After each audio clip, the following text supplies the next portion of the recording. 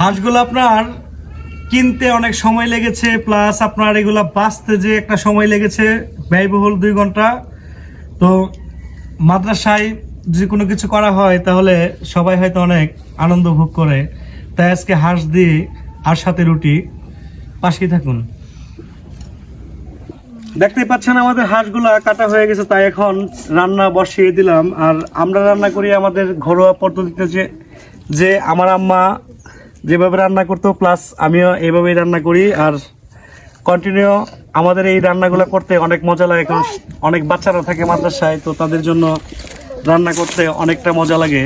তো শেষ পর্যন্ত থাকবেন, ভিডিওটা দেখতে থাকবেন।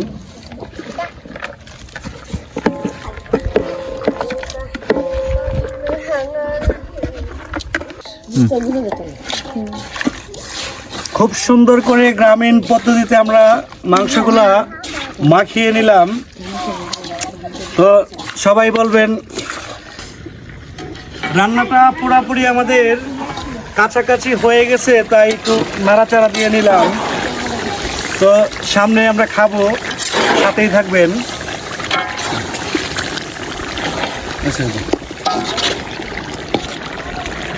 রান্না বাড়া হয়ে গেছে, তাই আমরা এখন আপনার হাঁসের গোশ সাথে আছে রুটি।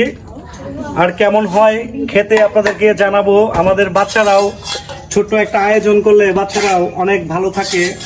আর আমাদের এই ভিডিওটা যদি ভালো লেগে থাকে একটা লাইক শেয়ার করে দিবেন। আর হয়তো আমি জানি অনেক ভিডিওতে লাইক শেয়ার করে, মানুষের করে না। আর এটা আমার করার উদ্দেশ্য হলো আপনার, যে আপনি যদি পারেন তাহলে এরকম মানুষ যদি খাবার দেন, সব বাচ্চারা উৎসাহিত হবে।